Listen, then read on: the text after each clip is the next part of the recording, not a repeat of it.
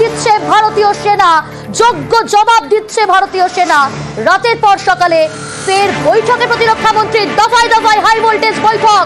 প্রতিরক্ষা মন্ত্রী ফের বৈঠকে, রাজনাথ সিং এর সঙ্গে বৈঠকে সিডিএস, রাজনাথের সঙ্গে বৈঠকে তিন বাহিনীর প্রধান। ও আরো ডিটেল আপনাদের জানাবো। আবির রয়েছে, আবির বৈঠক সম্পর্কে কি জানা যাচ্ছে? সিডিএস এর সাথে বৈঠকের ক্ষেত্রে গতকাল রাত থেকে আজকে ভোর পর্যন্ত বিভিন্ন সীমান্তবর্তী এলাকার কি অবস্থা, কি ছবি এসছে, সেই সংক্রান্ত বিষয়ে বিস্তারিত তথ্য প্রতিরক্ষা মন্ত্রী তিনি সেটা নিয়েছেন। একই সঙ্গে তুমি জানো যে ভারতের তরফ থেকে যে ভিডিও ফুটেজ প্রকাশ করা হয়েছে, ভারতীয় সেনা প্রকাশ করেছে, এবং সেখানে কিভাবে পাকিস্তান হামলা করার চেষ্টা করেছিল এবং সেটিকে কিভাবে আটকাতে পারা গিয়েছে তার সেই ভিডিও ফুটেজের মধ্যে পরিষ্কার রয়েছে। আন্তর্জাতিক স্তরে সেনার তরফ থেকেও এই ভিডিও ফুটেজকে সামনে আনা হচ্ছে, সেই বিষয় নিয়ে আলোচনা চলেছে।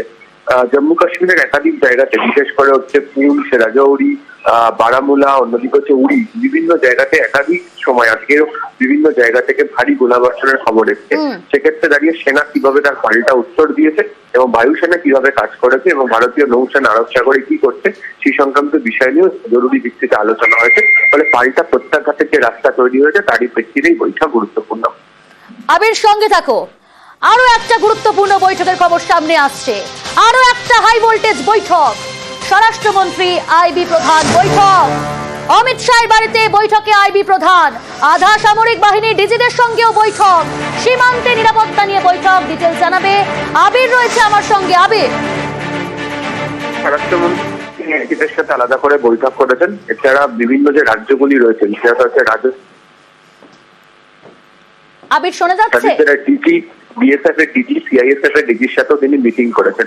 তার কারণ হচ্ছে যে বিমানবন্দরগুলিতে সেখানে যে মিলিটারি ইনস্টলেশন রয়েছে, যে রানওয়ে রয়েছে, তা বরাবরের জন্য টার্গেট করতে চাই হচ্ছে পাকিস্তান। এক্ষেত্রে সিআইএসএফ কি ধরনের কাজ করছে, হচ্ছে রাজস্থান, গুজরাট সহ একাধিক জায়গাতে সীমান্ত বিএসএফ এর তরফ থেকে সীমান্ত পাহারা দেওয়ার কাজ চলছে। সেখানে তাদের কাজ তারা করছে সেই সংক্রান্ত বিষয়ে যাবতীয় তথ্য দেওয়া হয়েছে। এবং পাকিস্তান লাগাতার রাজস্থান এবং পাঞ্জাবের সীমান্ত দিয়ে সেলিং করে দেবে এমনটাই মনে করা হচ্ছে। এবং আজকে ভোর থেকে এই রাজ্য প্রশাসনকে সাথে নিয়ে এবং মাইকিং করা হয়েছে এবং বিশেষ করে বিমানবন্দর সন্নিহিত যে এলাকাগুলি রয়েছে সেই জায়গাতে কি ধরনের কাজ করা হচ্ছে এবং এলওসি থেকে 25 কিলোমিটার দূরের যে জায়গাতে বাসিন্দারা যেখানকার রয়েছে তাদেরকে যদি এভাকুয়েট করে সরাতে হয় কোথায় তাদেরকে নিয়ে যাওয়া হবে, যাবতীয় বিষয় নিয়ে হচ্ছে স্বরাষ্ট্রমন্ত্রী কথা বলেছেন। বেশ, ধন্যবাদ আবির। আরো একটা ব্রেকিং নিউজ দিয়ে আপনাদের। আপাতত স্থগিত আইপিএল, অনির্দিষ্টকালের জন্য স্থগিত আইপিএল। এই বিষয়ে ডিটেইল জানাবো। আপাতত স্থগিত আইপিএল, অনির্দিষ্টকালের জন্য স্থগিত। ভারত পাক সংঘাত আবহে এই সিদ্ধান্ত নেওয়া হয়েছে।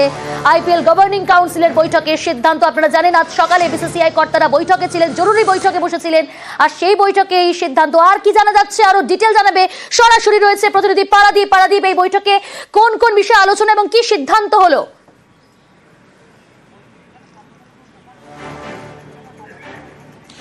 দেখো, প্রথমে তোমার যেটা বলতে চাইবো যে ধরমশালায় গতকাল যখন দিল্লি এবং পাঞ্জাবের ম্যাচ মাঝখানে 10 ওভার চলার পরে বন্ধ হয়ে গেছিল, সেখানেই কিন্তু একটা ইঙ্গিত মিলেছিল যে এবারের আইপিএল ভবিষ্যৎ অনিশ্চিত এবং তখন থেকেই কিন্তু প্রমাদ গোনা শুরু হয়েছিল।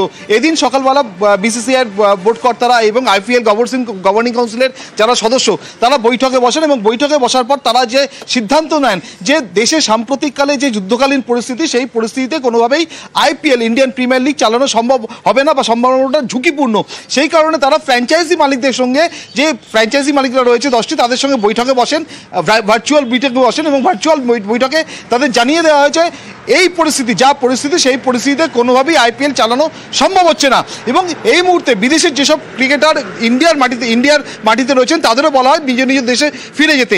অনেক ক্ষেত্রে বিভিন্ন যে ফ্র্যাঞ্চাইজি মালিক যারা ছিলেন তাদের একজন দুজন এই প্রস্তাবও দেন যে কোনোভাবে এখনও আইপিএলে 12টি গ্রুপ পর্বের ম্যাচ এবং 3টি নকআউট পর্বের ম্যাচ, অর্থাৎ 15টি ম্যাচ বাকি রয়েছে। এই 15টি ম্যাচ কোনোভাবে দেশের বাইরে বা দেশের যে প্রান্তে, পূর্ব প্রান্তে, অর্থাৎ আসাম, কলকাতা, ইডেন গার্ডেন্স, এখানে যদি সরিয়ে নিয়ে যাওয়া যায়। কিন্তু বিসিসিআই কর্তারা এবং আইপিএল গভর্নিং কাউন্সিলের যারা সদস্য তারা বলেন কোনোভাবেই সেটা এই মুহূর্তে যা বর্তমান পরিস্থিতি সেভাবে সম্ভব হচ্ছে না।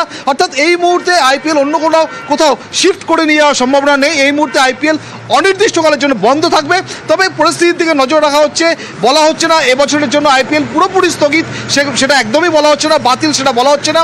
পরিস্থিতির দিকে নজর রাখা হচ্ছে এবং জানানো হয়েছে যে পরবর্তীকালে পরিস্থিতি স্বাভাবিক হলে যদি ক্রিকেট ক্যালেন্ডারে কোনো রকম সময় পাওয়া যায় তাহলে সেক্ষেত্রে কিন্তু আইপিএলের যে 15টি ম্যাচ সেই 15টি ম্যাচ আবারও এখানে অনুষ্ঠিত করার চেষ্টা করা চলবে। এবং তবে বর্তমানে এই মুহূর্তে সবথেকে যেটা বড় খবর যে এই মুহূর্তে ইন্ডিয়ান প্রিমিয়ার লিগ সেটা কিন্তু স্থগিত হয়ে গেল অনির্দিষ্টকালের জন্য।